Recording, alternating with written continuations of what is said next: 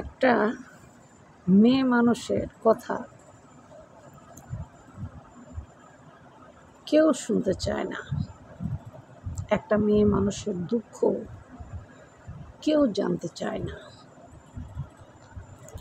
কেন জানতে চায় না জানেন? কারণ সে মনে করে যে মেয়ে মানুষরা অনেক সুখী, তাদের জীবনে কোনো দুঃখ বলতে কিছু নাই। এটা বিশেষ করে ম্যাক্সিমাম মানুষই মনে করে। এটাও বলে দেই যে কারা কারা এই জিনিসগুলো মনে করে।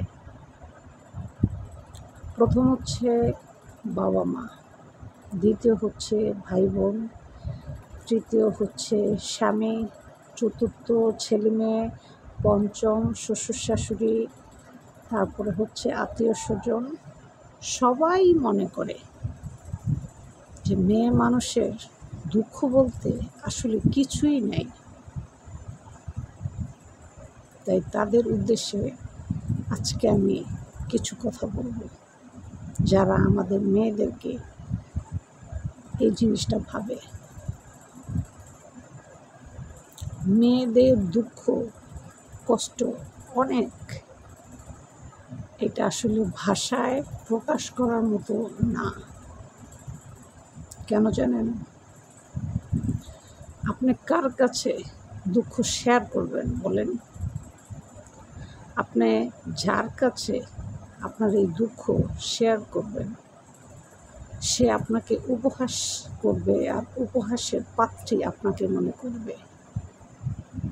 আপনার ভিতরের যে কষ্টটা আছে সে সেটা বুঝতে কখনোই চেষ্টা করবে না। এটাই হচ্ছে বাস্তব।